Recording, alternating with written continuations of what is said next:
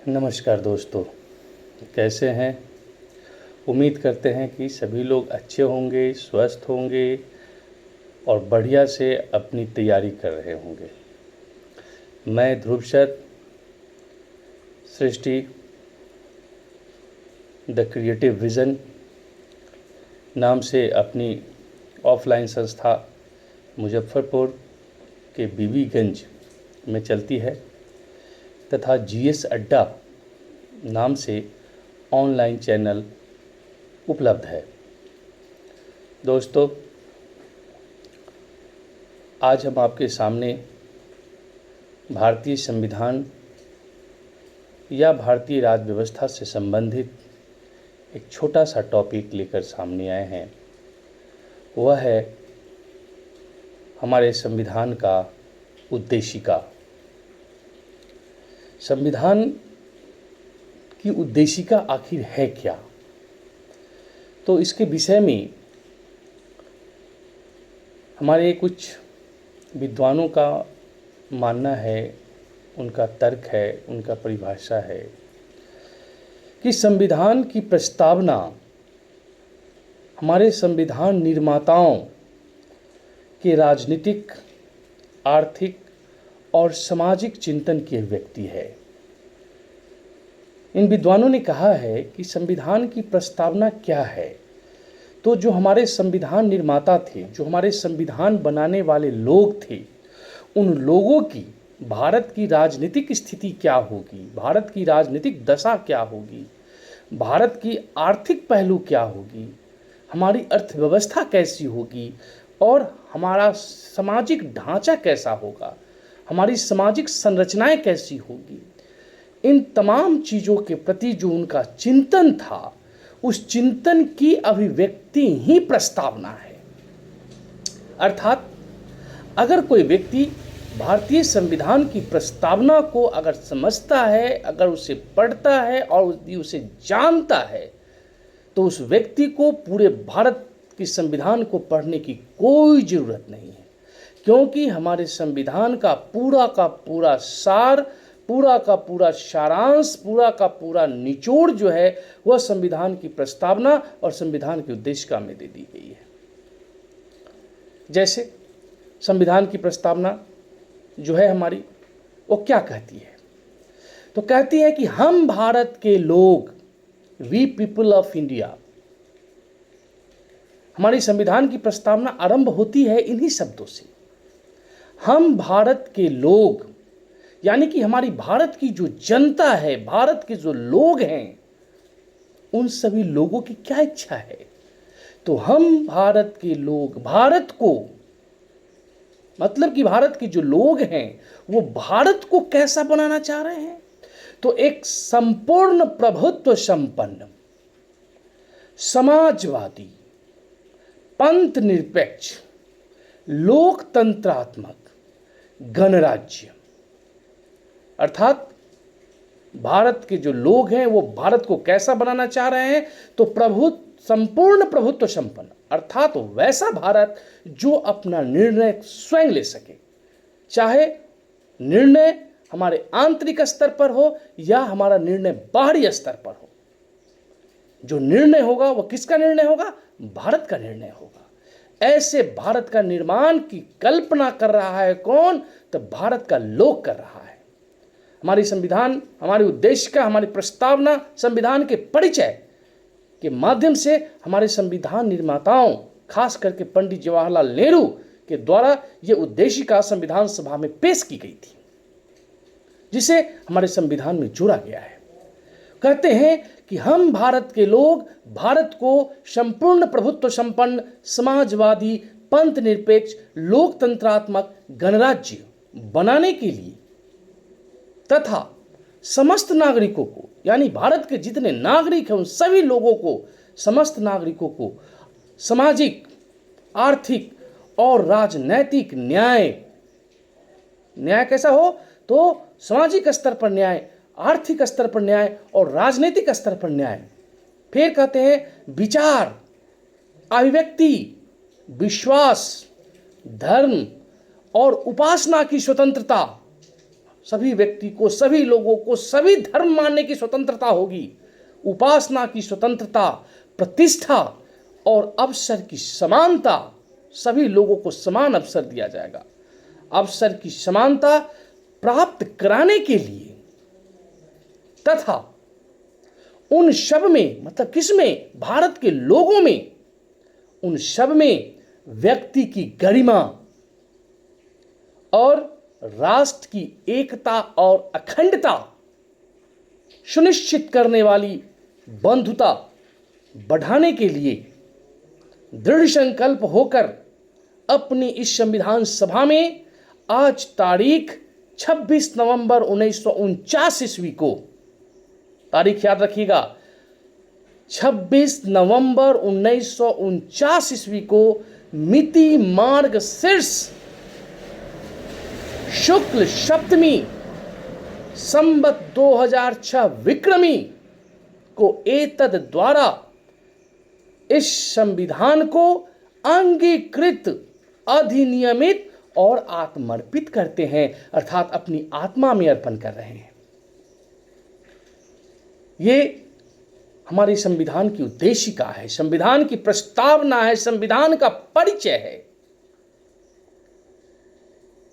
ये जो पवित्र तिथि है 26 नवंबर 1949 को,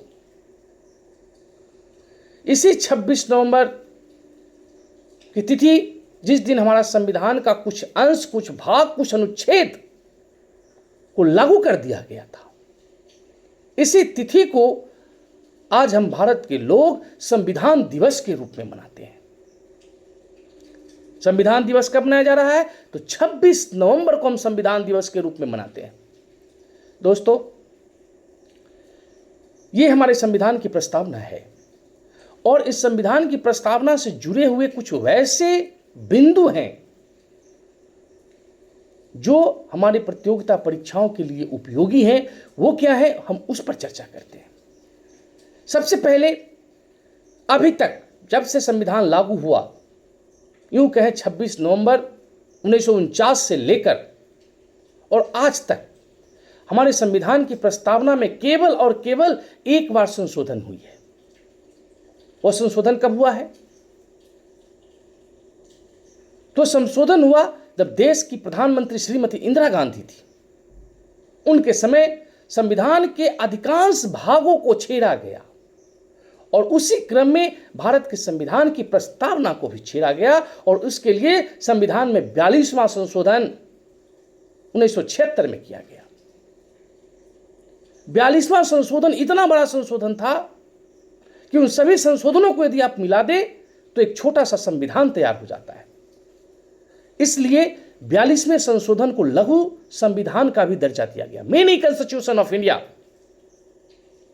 42 अमेंडमेंट 1976। इसी समय हमारे संविधान की प्रस्तावना में भी संशोधन हुआ और इस संशोधन के परिणाम स्वरूप प्रस्तावना में 3 शब्दों को जोड़ा गया। अक्सर ये क्वेश्चन पूछा जाता है कि भैया ये बताइए कि 42वें संशोधन के तहत हमारे संविधान की प्रस्तावना में किन किन शब्दों को जोड़ा गया। तो वे शब्द थे, पहला समाजवादी, दूसरा पंथ निरपेक्ष और तीसरा अखंडता। ये 3 ऐसे शब्द हैं जो हमारे संविधान की प्रस्तावना में संविधान के 42वें संशोधन के तहत जोड़ा गया। कौन कौन? तो पहला समाजवादी, दूसरा पंथ निरपेक्ष और तीसरा अखंडता शब्द को जोड़ा गया। अब हमारे प्रस्तावना से संबंधित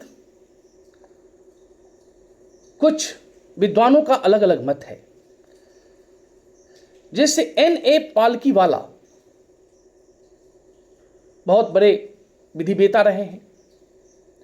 N.A. पालकीवाला ने कहा है उद्देशिका के बारे में कि उद्देशिका क्या है, तो उद्देशिका भारतीय संविधान का परिचय है।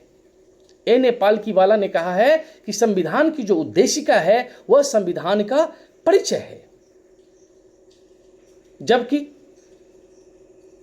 V.N. राव जो हमारे संविधान के शिल्पकार थे, जिन्होंने पूरे के पूरे संविधान का प्रारूप तैयार किया था, पूरा ड्राफ्ट बनाया था बी.एन. राव, क्योंकि संविधान सभा के सलाहकार वही थे, बी.एन. राव थे, और उस समय काफी स्कॉलर व्यक्ति थे बी.एन. राव। बनेगल नरसिंह राव पूरा नाम था उनका। उन्होंने संविधान की प्रस्तावना के विषय में कहा है कि संविधान की प्रस्तावना क्या है, तो संविधान की कुंजी है, की ऑफ द कॉन्स्टिट्यूशन, अर्थात जिन विषयों पर संविधान मौन हो जाती है, जिन विषयों पर संविधान चुप हो जाता है, जिन विषयों पर संविधान के पास कोई शब्द नहीं होते हैं, उन विषयों पर जब हमें कोई निर्णय लेना होता है तो फिर हम प्रस्तावना का ही सहारा लेते हैं। अर्थात उस बंद ताले को खोलने के लिए प्रस्तावना रूपी चाबी का प्रयोग किया जाता है। अर्नेस्ट बार्कर और वी.एन. राव, ये दो ऐसे विद्वान हैं जिन्होंने संविधान की प्रस्तावना के विषय में कहा है कि संविधान की प्रस्तावना क्या है, तो भारतीय संविधान की प्रस्तावना संविधान की कुंजी है, की ऑफ द कॉन्स्टिट्यूशन है। फिर हम वहीं आगे बढ़ते हैं। तो पंडित जवाहरलाल नेहरू और ठाकुरदास भार्गव, दो देश के विद्वानों का नाम है। पंडित जवाहरलाल नेहरू और ठाकुरदास भार्गव ने प्रस्तावना के विषय में क्या कहा है, तो इन्होंने कहा कि प्रस्तावना हमारे संविधान की आत्मा है। पंडित जवाहरलाल नेहरू और ठाकुरदास भार्गव ने प्रस्तावना के विषय में कहा है कि प्रस्तावना संविधान की आत्मा है। वहीं के मुंशी कन्हैयालाल मानिकलाल मुंशी ने संविधान की प्रस्तावना के विषय में कहा है कि प्रस्तावना भारतीय राजनीति की जन्म कुंडली है। कन्हैयालाल मानिकलाल मुंशी ने कहा है कि प्रस्तावना क्या है, तो प्रस्तावना भारतीय राजनीति की जन्म कुंडली है। और फिर वहीं आगे बढ़ते हुए कहते हैं कि प्रस्तावना भारतीय गणराज्य की कुंजी है। प्रस्तावना क्या है, तो भारतीय गणराज्य की कुंजी है। किसने कहा, तो के मुंशी कन्हैयालाल मानिकलाल मुंशी ने कहा था। जबकि सुभाष कश्यप आधुनिक विद्वान है।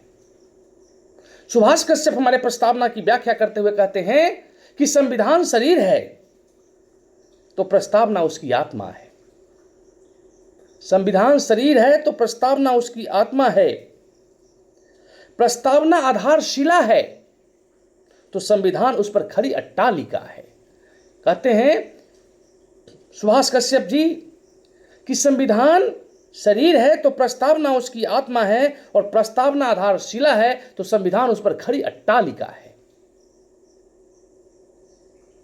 ये सारे विद्वानों का हमारे संविधान की प्रस्तावना के प्रति उनका विचार है। जबकि ग्रेनविल ऑस्टिन एक विदेशी विद्वान है जिन्होंने भारतीय संविधान के प्रति जो उनका स्टेटमेंट है, उनका कथन है, उनका विचार है। ग्रेनविल ऑस्टिन कहते हैं कि भारतीय संविधान क्या है, तो भारतीय संविधान एक सामाजिक दस्तावेज है, सोशल डॉक्यूमेंट है। दोस्तों, प्रस्तावना से संबंधित जो भी प्रतियोगिता परीक्षा में प्रश्न पूछे जाते हैं, उन सभी प्रश्नों की चर्चा हमने आपको इस वीडियो के माध्यम से कर दिया। ऐसे ही वीडियो यदि आप और देखना चाहते हैं संविधान से संबंधित, संविधान के प्रत्येक भाग के विषय में, तो हम आपसे फिर मिलेंगे नेक्स्ट वीडियो में संविधान के भाग 1 को लेकर, जिसका संबंध संघ और उसके राज्य क्षेत्र से, जिसमें हम चर्चा करेंगे कि संघ क्या है और भारत का राज्य क्षेत्र क्या है। दोनों अलग अलग है या दोनों एक ही चीज है, या दोनों में क्या अंतर है। इन तमाम बातों की चर्चा नेक्स्ट वीडियो में होगी। तब तक के लिए धन्यवाद, और इस तरह के वीडियो को देखने के लिए आप हमें निश्चित रूप से सब्सक्राइब कर दें, लाइक करें और अपना सुझाव कमेंट बॉक्स में जरूर दें। जय हिंद, जय भारत।